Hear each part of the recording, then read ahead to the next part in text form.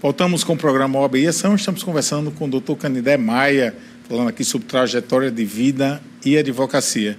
Doutor Canindé Maia, fala um pouquinho aqui de família, né? O senhor gosta muito aí de uma moto, né? Assim, ou seja, como essa aventura aí de desbravar o Brasil numa moto?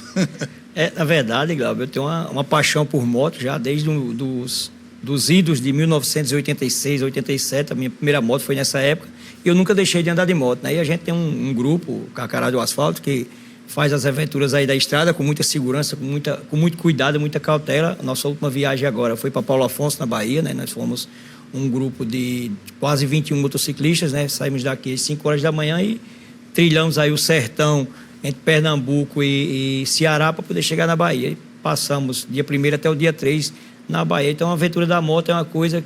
Eu ontem estava conversando com Gilmar Fernandes, que também é advogado, né, que agora está motociclista, né, comprou uma BMW. Conversando com o Gilmar, eu tiro o estresse da gente, né? Basta o vento bater no rosto que você já tira o estresse do dia a dia do trabalho da advocacia. A gente estava falando no bloco anterior sobre Maio Amarelo, né, essa importância.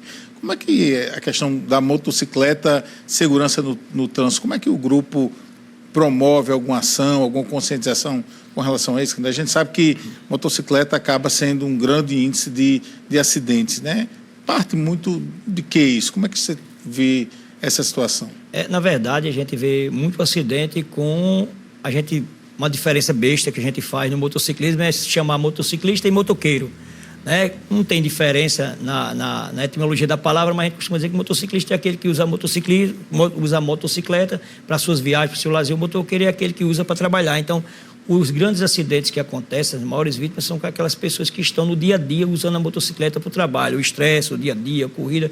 E a gente, quando usa a motocicleta, a gente usa numa forma de paz, numa forma de abrandar o dia a dia da gente, a corrida da gente. Então, a gente usa a motocicleta como um meio de terapia.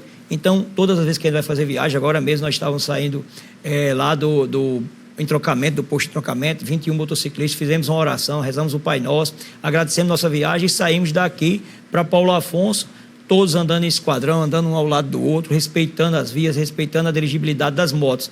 Então, poucos acidentes acontecem com o motociclista de trajeto. Às vezes acontece no próprio trajeto, já aconteceu em viagem da gente a Paulo Afonso, acidentes de queda de moto na estrada, mas todos bem equipados, com equipamentos, então os males são os menores. Eu mesmo já cheguei a sofrer acidente de moto, queda de moto, mas devido aos equipamentos que a gente usa, a gente fica bem mais seguro. Agora sim, o trânsito de Mossoró é uma loucura, né? O Luiz Correia estava aqui falando, o número de motos de Mossoró, uma reportagem de semana, já ultrapassou o número de veículos, de carros na cidade de Mossoró. Então são muitas motos e muitas vezes essas pessoas que andam de moto muito apressado, querem cumprir uma meta, ultrapassa pelo lado direito, ali naquela rotatória atrás do Rebouças, do Vucu ali, eu passo todos os dias ali para ir para o escritório.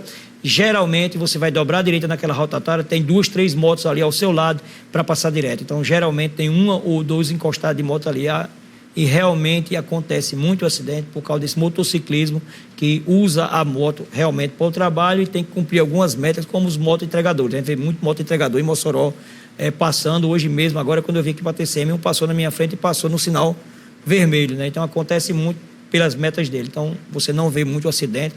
A gente tem um grupo, esse grupo Carcará foi fundado em 1998, lá na concessionária de Porcino Júnior, né? E a gente contava nos dedos em Mossoró quem tinha motos de alta cilindrada. Hoje tem várias motos de alta cilindrada, mas você vê poucos acidentes com esse tipo de motociclismo. Principalmente a conscientização. Falar de moto, a gente não pode deixar de mandar um abraço para Deus Dedito, lá da Justiça do Trabalho. Ele que é fãzaço de moto, né, Cândido? Nosso supla, né?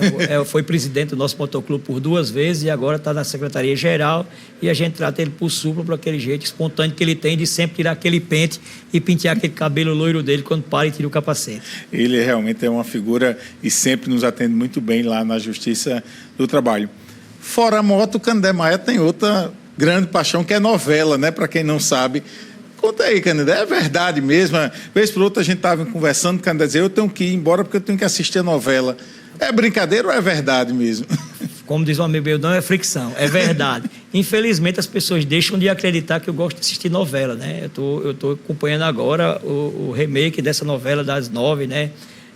Inclusive torcendo para que apareçam os dólares, né? Descubra quem roubou aqueles dólares na novela. E às vezes, quando eu estou em Brasília, no próprio Conselho Federal, quando dá 8h30, 9 horas, depois eu vou jantar, que eu vou subir para o quarto para assistir a novela, e fica todo mundo dando risada e debochando. Aí no outro dia eu chego no café da manhã contando o capítulo da novela. Aí os caras dizem, ele foi antes no YouTube, assistiu e veio contar. Eu realmente assisto novela, sou um admirador da telenovela brasileira. Eu acompanhei minha mãe que assistia novela no rádio, né? Então eu gosto muito de novela, agora tá repassando de novo A Viagem, né? Eu comecei a assistir A Viagem desde segunda-feira que eu estou acompanhando os capítulos de A Viagem. É fantástico, realmente a gente admira muito, porque é sempre muito espontâneo, muito brincalhão, viu, gente? É a forma, um grande colega advogado, extrovertido, que realmente brinca com cada um, todos têm uma admiração bastante por você, Canindé. Canindé, em termos de OAB e cidadania, o que é que a OAB ela precisa fazer para estar cada vez mais perto do cidadão, né? Uma instituição que é amplamente confiável, né? Ou seja, tem um índice de confiabilidade muito grande. Como é que você vê esse papel da OAB na democracia brasileira e também junto à sociedade? Cláudio, eu sempre disse que a nossa OAB ela tem duas vertentes.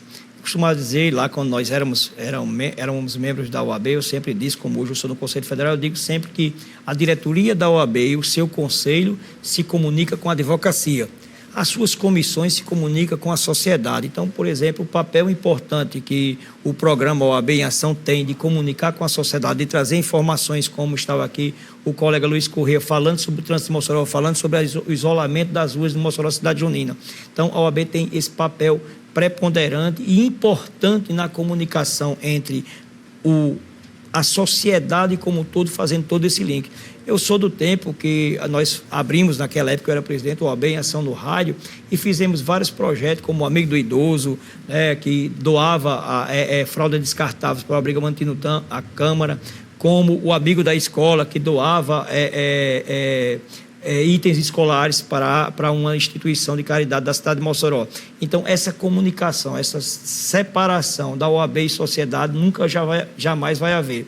No Conselho Federal, o presidente Beto Simonetti vem lutando muito pela defesa da prerrogativa, mas sem esquecer a sociedade. Agora mesmo, diante dos julgamentos do 8 de janeiro, né, o presidente Beto Simonetti teve uma audiência privada e depois foi externada com o ministro Alexandre de Moraes, primeiro com o ministro Zanin, para discutir o trancamento dos telefones dos advogados que estavam participando de uma audiência no STF. Isso foi resolvido. Depois, o acesso dos advogados aos autos. Quando a gente fala nisso, a gente está falando na defesa da sociedade, porque na defesa da democracia, na defesa da sociedade, o advogado é essencial à justiça. A gente tem lá no artigo 133 da nossa Constituição Federal, sem advocacia não há justiça. Então, se a voz do advogado não é ouvida dentro do STF para qualquer movimento, ou dentro do judiciário de primeiro grau para qualquer movimento, a sociedade não é ouvida. Então, a OAB, quando faz esse papel, quando briga para que o advogado tenha a forma melhor de defender o seu cliente, ela está defendendo a sociedade. Não foi diferente nos impeachments da vida. Todos os impeachments da vida, a OAB participou ativamente, desde o impeachment do presidente Collor em 1992, passando pelo impeachment da então presidente Dilma, né? A OAB teve uma atuação ativa nessa luta da sociedade brasileira e está aí lutando para defender a sociedade brasileira, hoje ainda, com tudo que a gente tem dificuldade de atuar nos tribunais. É importante a gente destacar, inclusive, né, tocando aqui, essa defesa, a gente sempre fala das defesas das prerrogativas, independentemente de partido político, né, mas eu acho que a democracia ela está acima de tudo isso. E aí, realmente, quando o nosso presidente foi lá e questionou, né, lutou para essa questão dos celulares, a gente teve realmente uma grande vitória da advocacia. Concorda com isso? Concordo, e assim, eu estava agora com um grupo de novos advogados lá na OAB entregando carteira e estava dizendo para eles, nunca vamos confundir prerrogativa da advocacia com privilégio de advogado. A prerrogativa da advocacia, eu gosto de dizer isso para a sociedade entender, a prerrogativa da advocacia é a força que o advogado tem para fazer valer o direito do seu cliente. Então, o advogado não está cobrando o que é para ele está cobrando o que é para o cliente dele, ou seja, se ele não tiver o direito de advogar preservado, ele não vai conseguir fazer direito para o seu cliente, não vai dar justiça ao seu cliente. Então, tão importante sociedade, tão importante advogado sempre saber, não é um privilégio da advocacia, a prerrogativa pertence aos nossos clientes, pertence ao meu cliente que me constituiu para fazer sua defesa. Sem isso, eu não consigo fazer uma boa defesa do meu cliente. Então, é importantíssima a participação da OAB na defesa da advocacia e também da sociedade brasileira. Esse quadro foi criado exatamente para a gente trazer pessoas importantes na advocacia, né, na área jurídica, do modo geral. Aqui uma lembrancinha do nosso programa, é uma arte criada por um marceneiro aqui de Mossoró, chamado Seu Netinho, e ele fez com muito carinho para todos nós. Queria passar suas mãos, se possível, colocar lá no seu escritório, fique sempre na lembrança da OAB, da subseccional de Mossoró, e realmente é sempre um prazer recebê-lo, conversar com um amigo, Canidé Maia, um amigo de tantas datas. Cláudio, eu agradeço a você, agradeço a direção da TCM, agradeço a nossa presidente e a presidência da OAB em ação, e vou guardar com muita honra esse brinde aqui, vou mais fazer um videozinho e levar para o Conselho Federal na segunda-feira para fazer inveja ao nosso presidente Beto Simonetti, que, se Deus quiser, se comprometeu de ainda vir esse ano a Mossoró e vai fará uma visita, e vamos agendar para ele dar uma entrevista no nosso programa OAB em Ação. Um abraço a todos. Com certeza. Esse foi o nosso programa OAB em Ação dessa semana. A gente fica muito grato pela sua audiência, sua participação, e em breve a gente volta com mais um programa OAB em Ação para você, sempre com notícias importantes para a nossa sociedade.